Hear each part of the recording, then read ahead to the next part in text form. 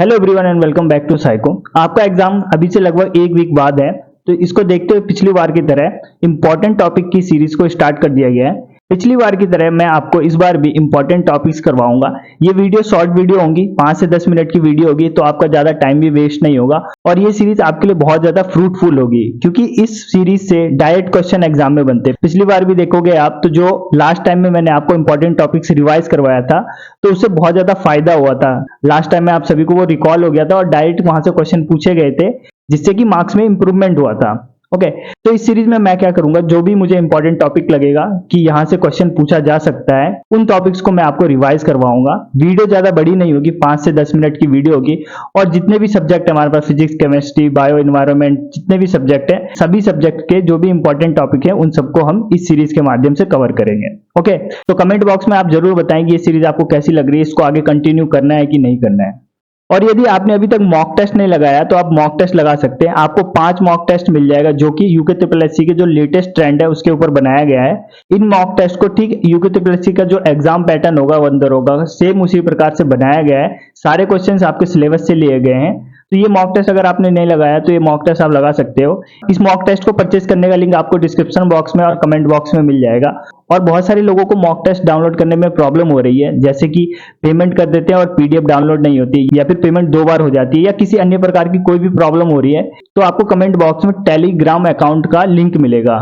ठीक है, Telegram account का लिंक मिलेगा। जैसे ही आप उस पर क्लिक करोगे तो मेरा अकाउंट खुल जाएगा, साइको नाम से आएगा वहां पे अकाउंट, और उस पर आप मेरे को डायरेक्ट मैसेज कर सकते हो कि आपका 2 बार पेमेंट हो गया है, उसको रिफंड करना है, या फिर आपने पेमेंट कर दिया है और पीडीएफ आपको नहीं मिला, तो मैं आपको वहीं पे पीडीएफ भी सेंड कर दूंगा। और यदि आपको यहाँ पेमेंट करने में भी कोई इशू आ रहा है, तो आप यहाँ पे, ये टेलीग्राम अकाउंट है, इस पर आप मैसेज कीजिए, आप डायरेक्ट यहाँ से पीडीएफ प्राप्त कर पाओगे। क्यूआर के थ्रू आप पेमेंट करके यहाँ से आपको मिल जाएगा। तो मूव करते हैं हम आज के टॉपिक पे। ओके, तो आज हम देखेंगे important environment convention and protocol, महत्वपूर्ण पर्यावरण सम्मेलन और प्रोटोकॉल। बहुत ज्यादा इंपॉर्टेंट टॉपिक है, यहाँ से क्वेश्चन पूछे जाते हैं बार बार, और इसमें मैंने सारे नहीं लिए, जो मेरे को इंपॉर्टेंट लग रहा है, मतलब आपके लिए बहुत इजी कर दिया है मैंने। आपको इतना कुछ पढ़ने की जरूरत नहीं है, जितना मैंने इस वीडियो में लिया है सिर्फ आपको उतने ही प्रोटोकॉल्स और कन्वेंशन पढ़ना है। यहीं से आपका क्वेश्चन आ जाएगा और यहाँ से क्वेश्चन पूछा ही जा रहा है। यूके ट्रिपल एससी का अगर आप लेटेस्ट ट्रेंड उठा के देखोगे तो यहाँ से एक ना एक क्वेश्चन वो पूछ रहा है। तो स्टार्ट करते हैं। सबसे पहले देखते हैं साइट्स। साइट्स बहुत ज्यादा इंपॉर्टेंट है, बहुत बार पूछा गया है। साइट्स यूके ट्रिपल एससी ने भी विभिन्न एग्जामों में पूछा है साइट से रिलेटेड क्वेश्चन। सबसे पहले तो आपको याद करना है इसकी फुल फॉर्म। ठीक है, मैं बता देता हूं आपको याद क्या क्या करना है। अगर इस साइड शॉर्ट फॉर्म लिखा है तो इसकी फुल फॉर्म याद करनी है। दूसरी चीज, स्थापना कब हुई थी, इसकी स्टैब्लिशमेंट कब हुआ था और कहां पे हुआ था, इसको स्टैब्लिशमेंट कहां किया गया था। और एक होता है स्टैब्लिशमेंट जब इसकी स्थापना हुई थी, और दूसरा होता है इसको लागू कब किया गया था। तो दोनों डेट पूछ ली जाती है। जैसे कि साइट्स है, 1963 में इसकी स्थापना हुई थी, लेकिन लागू इसको 1975 में किया गया था। तो दोनों क्वेश्चन पूछ लिया जाता है। तो क्वेश्चन भी आपको एक बार ध्यान से पढ़ना है कि क्या पूछना चाह रहा है, कि स्थापना कब हुई थी या लागू कब किया गया था। ठीक है, तो आपको एक तो फुल फॉर्म इसकी पता होनी चाहिए, दूसरा स्थापना कब हुई, कहां पे की गई इसकी स्थापना, लागू कब किया गया, और ये किस विषय से रिलेटेड है। ये भी क्वेश्चन पूछा जाता है कि साइट्स का संबंध किस चीज से है। ठीक, तो ये सब आपको याद करना है। ओके, तो साइट्स यानी कि convention on international trade in endangered species of wild flora and fauna. इसकी स्थापना कब की गई थी, 1963 में की गई थी। कहां पे की गई थी, वाशिंगटन डीसी में की गई थी, यूएसए में, अमेरिका में। ठीक, अब इसको लागू कब किया गया था, तो 1975 में लागू किया था। और ये किस चीज से संबंधित है, तो जैसे कि इसमें इसकी फुल फॉर्म ही बता रही है कि convention on international trade in endangered species. जो इंडेंजर्ड स्पीसीज है, जो संकटग्रस्त वन्य जीव जंतु है, जीव हो गया और वनस्पति हो गया, इसमें फ्लोरा और फौना दोनों है। तो जो भी इंडेंजर्ड स्पीसीज है, जीवों और वनस्पतियों की, उनके ट्रेड से संबंधित, यानी उस पर हम ट्रेड नहीं कर सकते हैं। संकटग्रस्त वन्य जीव और वनस्पतियों के व्यापार को नियंत्रित करता है यह समझौता। ओके, तो ये हो गया साइट्स। मूव करते हैं नेक्स्ट। ठीक है, नेक्स्ट देखते हैं रामसर कन्वेंशन। रामसर कन्वेंशन मैंने आपको बहुत अच्छे से एक्सप्लेन किया हुआ है। रामसर कन्वेंशन कब स्थापना किया गया था, तो 1971 में इसकी स्थापना की गई थी। कहां पर, रामसर, ईरान का एक शहर है रामसर, इसलिए इसका नाम रामसर कन्वेंशन है, रामसर सम्मेलन है। ठीक है, इसी के ऊपर इसका नाम रखा गया। फिर ये लागू कब हुआ था, 1975 में ये भी लागू हुआ था। और इसका संबंध किससे है, तो आर्द्रभूमि जो होता है, वेटलैंड होता है, वेटलैंड के संरक्षण के लिए इसको लाया गया था। ठीक, नेक्स्ट देखिए बॉन कन्वेंशन, बहुत ज्यादा इंपॉर्टेंट है बॉन कन्वेंशन। इसकी स्थापना कब हुई थी? तो 1979 में इसकी स्थापना हुई थी। कहाँ पे हुआ था? बॉन, जर्मनी का एक शहर है, वहां पे इसकी स्थापना हुई थी। और इसको लागू कब किया गया था? ये फोर्स में कब आया था? तो 1983 में इसे लागू किया गया था। और ये किस चीज से संबंधित है? तो on the conservation of migratory species of the wild animal, जो प्रवासी जंगली जानवर और पक्षी हैं उनके संरक्षण के लिए इसको लाया गया था। जो प्रवासी करते हैं, जो मौसम के अकॉर्डिंग सर्दियों में किसी अन्य स्थान पे चले जाते हैं, प्रवास कर जाते हैं, उनके संरक्षण के लिए इस कन्वेंशन को लाया गया था। ठीक है, कब लाया गया था? तो 1979 में। ठीक, नेक्स्ट देखिए वियना कन्वेंशन। ये इसकी स्थापना कब हुई थी? तो 1985 में हुई थी। कहाँ पे? वियना, ऑस्ट्रिया का एक शहर है वियना, यहाँ पे इसकी स्थापना हुई थी। और ये लागू कब किया गया था? तो 1988 में इसको लागू किया गया था। अब वियना कन्वेंशन किससे संबंधित है? तो ये ओजोन परत की सुरक्षा हेतु एक रूपरेखा इसने सबसे पहले तैयार की थी। ओजोन परत में जो होल हो गया था, छेद हो गया था, उसको देखते हुए एक सम्मेलन किया गया जिसको बोला गया वियना कन्वेंशन। ये कहाँ पे हुआ था? तो वियना, ऑस्ट्रिया में हुआ था। कब हुआ था? 1985 में हुआ था। इसमें एक फ्रेमवर्क तैयार किया गया, एक रूपरेखा तैयार किया गया कि ओजोन परत की हम सुरक्षा किस प्रकार से करेंगे। ठीक है, फिर नेक्स्ट देखिए बहुत ज्यादा important, Montreal protocol. Montreal protocol 1987, ये सब आपको मॉक टेस्ट में भी मिलेंगे। आप जो मॉक टेस्ट लगाओगे उसमें भी मैंने ये सब डाला हुआ है, तो वहां से भी आपका रिवीजन हो जाएगा। ओके, मॉन्ट्रियल प्रोटोकॉल की स्थापना कब हुई थी? 1987 में हुई थी। मॉन्ट्रियल कनाडा का एक शहर है जहां पे इसकी स्थापना की गई थी और 1989 में इसको लागू किया गया था। और मॉन्ट्रियल प्रोटोकॉल संबंधित किससे है? तो मॉन्ट्रियल प्रोटोकॉल ओजोन परत को क्षति पहुंचाने वाले पदार्थों से संबंधित है।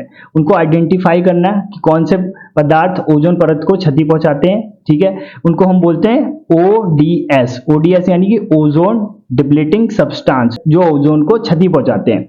अब यहां से क्वेश्चन पूछता है कि वो सब्सटेंस कौन कौन से जो मॉन्ट्रियल प्रोटोकॉल में चिन्हित किए गए हैं, तो कौन कौन से? सीएफसी हो गया, क्लोरोफ्लोरोकार्बन। हेलोन्स हो गया, हेलोजेनेटेड सीएफसी, क्लोरोफ्लोरोकार्बन ही हो गया इसका type. Carbon tetrachloride, carbon tetrachloride हो गया। मिथाइल क्लोरोफॉर्म, क्लोरोफॉर्म हो गया, ये भी ओडीएस के अंतर्गत आता है। Hydrochlorofluorocarbon, HCFC. ठीक है, मिथाइल ब्रोमाइड और एसएफसी, हाइड्रोफ्लोरोकार्बन। ये भी आपको याद करना है। जितने भी ये पदार्थ है जो मॉन्ट्रियल प्रोटोकॉल के अंतर्गत चिन्हित किए गए हैं, जो ओजोन परत को क्षति पहुंचाते हैं, ये सब इसके अंतर्गत आते हैं। ठीक, ये हो गया मॉन्ट्रियल प्रोटोकॉल। अब नेक्स्ट देखिए बेसल कन्वेंशन। बेसल सम्मेलन काफी ज्यादा इंपॉर्टेंट। 1989 में इसकी स्थापना हुई थी। बेसल स्विट्जरलैंड का एक शहर है, वहां पे इसकी स्थापना की गई थी और लागू किया गया था 1992 में। ठीक, और ये किससे संबंधित है? तो control of transboundary movement of hazardous waste, जो खतरनाक अपशिष्ट होती हैं उसकी सीमा पर आवाजाही पर नियंत्रण करना, कि एक सीमा से दूसरे सीमा पर हम जो खतरनाक अपशिष्ट है, जो खतरनाक हैजार्डियस वेस्ट है, उसका मूवमेंट किस प्रकार से हो रहा है एक देश से दूसरे देश पे, उसको नियंत्रित करता है बेसल कन्वेंशन, बेसल सम्मेलन। ठीक है, नेक्स्ट देखिए कन्वेंशन ऑफ बायोलॉजिकल डाइवर्सिटी। अब इसको देखने से पहले आप ये देखिए रियो समिट, क्योंकि ये सब इसी से संबंधित है। रियो समिट जो कि 1992 में हुआ था, ब्राजील की राजधानी रियो डी जेनेरो में हुआ था। और ये जो रियो सम्मेलन है, इसी को पृथ्वी सम्मेलन भी बोलते हैं, बहुत ज्यादा इंपॉर्टेंट है। पृथ्वी सम्मेलन भी बोलते हैं, अर्थ समिट भी बोलते हैं इसको। कब हुआ था? 1992 में हुआ था। अब देखिए इसमें हुआ क्या था, देखिए also known as earth summit. ठीक है, पृथ्वी सम्मेलन के रूप में भी जाना जाता है इसको। और इसका रिजल्ट क्या आया था? देखिए इसमें आया था एजेंडा 21।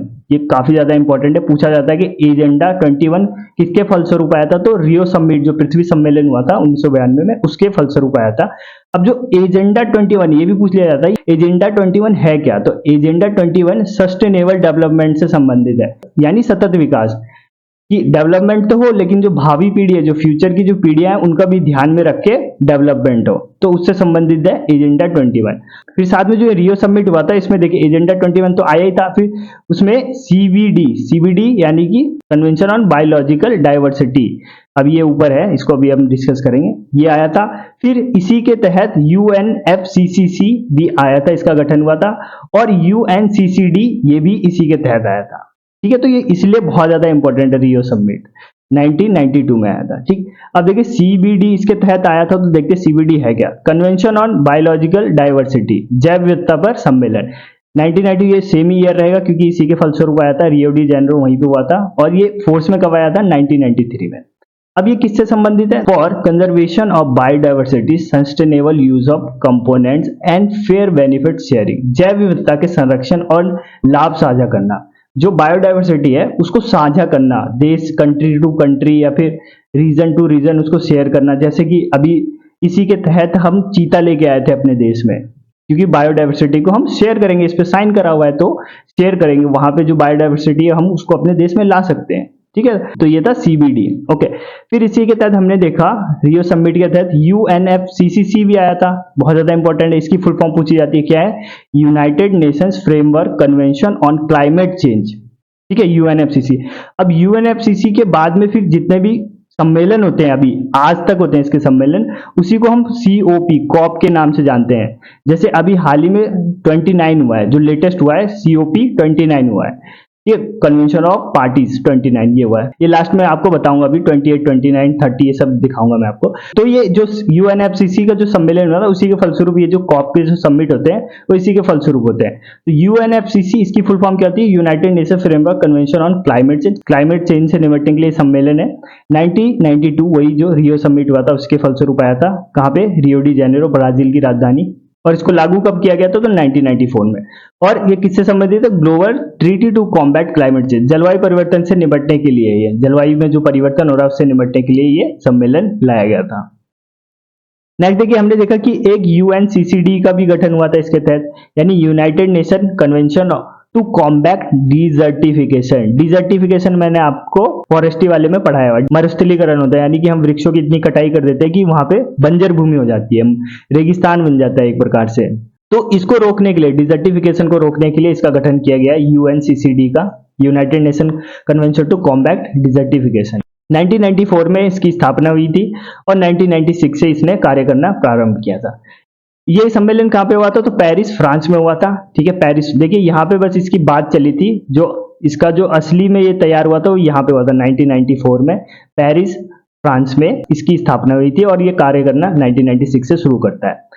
और ये किससे संबंधित है? टू कॉम्बैट डिजर्टिफिकेशन, यानी मरुस्थलीकरण और भूमि संरक्षण से लड़ने हेतु लाया गया था। ठीक, नेक्स्ट देखिए, बहुत ज्यादा important, Kyoto protocol. Kyoto protocol Japan का एक शहर क्योटो, वहां पे इसको स्थापित किया गया था 1997 में, और इसने काम करना कब से स्टार्ट किया? 2005 से। किस चीज से संबंधित है क्योटो प्रोटोकॉल?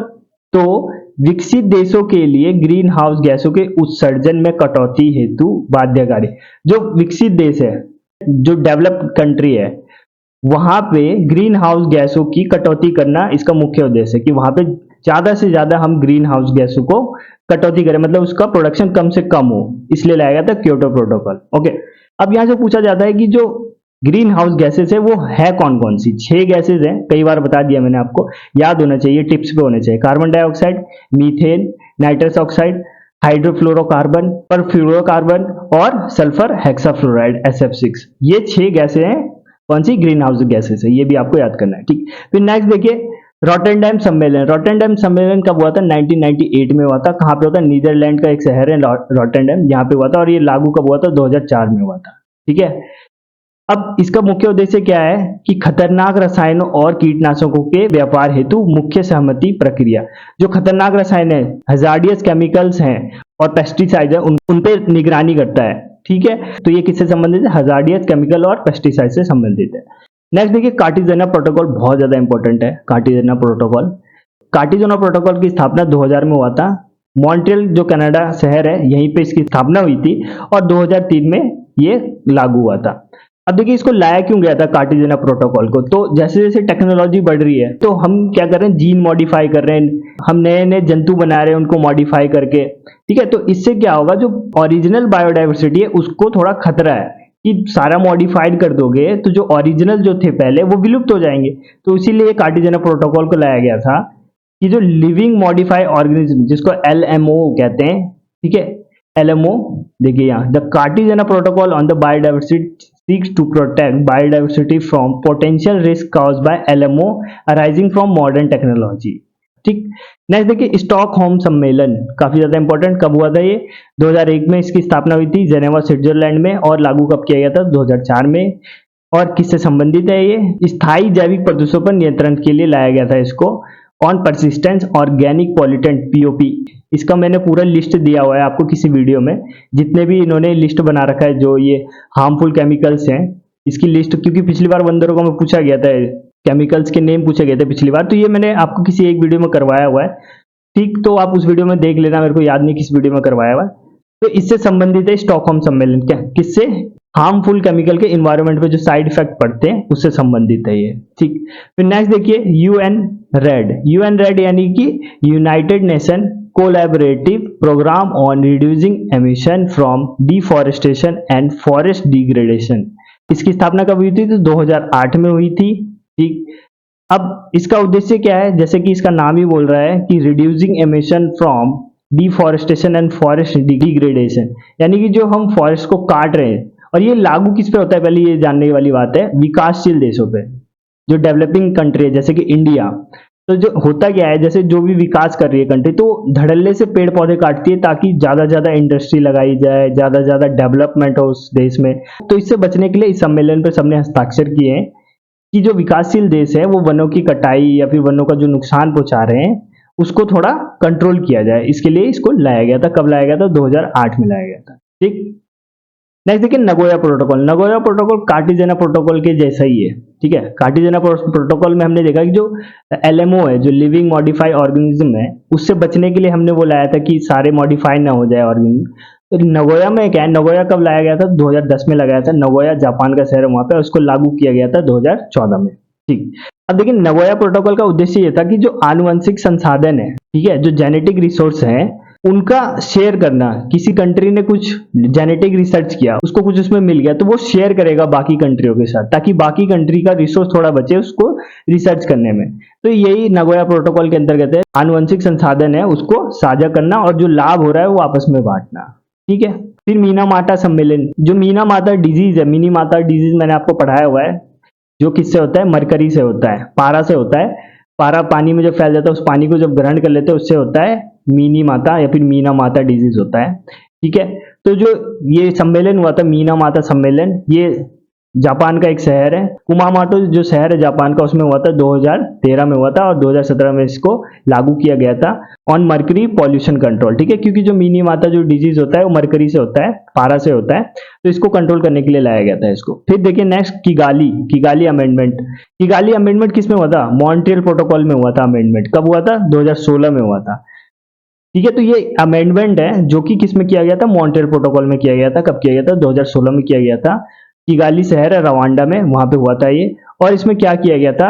जो एसएफसी है, हाइड्रोफ्लोरोकार्बन है, उसको समाप्त करने का निर्णय लिया गया कि उसको मिटा देंगे हम, एसएफसी का यूज हम बहुत कम करेंगे। ठीक है, तो उसके लिए किगाली अमेंडमेंट किया गया था इसमें मॉन्ट्रियल प्रोटोकॉल। ठीक है, अब आपको ये भी पता होना चाहिए COP summit, conference of the parties, ये सम्मेलन यूएन, अभी हमने देखा यूएनएफसीसीसी के गठन के बाद ये कंटिन्यूस चलता आ रहा है। अभी तक टोटल 29 हो चुके हैं। ठीक है, 30वां अभी होना बाकी है।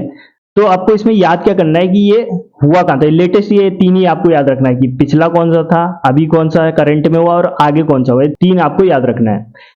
तो देखिए सीओपी 28 ये 2023 में हुआ था। कहां पे हुआ था? दुबई में हुआ था, यूएई में। ठीक, कॉप 29 ये कब हुआ था? तो 2024 में हुआ था। कहां पे हुआ था? बाकू अजरबैजान में हुआ था। अब जो कॉप 30 है ये दिसंबर या नवंबर के टाइम पे होगा 2025 में, और ये कहां पे होगा? बेलेम ब्राजील में होगा। ठीक है, ब्राजील में होगा ये, बेलेम ब्राजील नामक शहर है वहां पे होगा। ठीक है, तो 3 आपको ये कॉप वाले याद रखना है। ठीक, तो इतने ही इसमें कन्वेंशन और प्रोटोकॉल है, इतने तो आपको पता होने ही चाहिए। ठीक है, यहीं से आपका क्वेश्चन बन जाएगा। ओके, तो इस वीडियो को मैं यहीं पे खत्म करता हूं। मिलते हैं नेक्स्ट वीडियो में नेक्स्ट इंपॉर्टेंट टॉपिक के साथ। जय हिंद।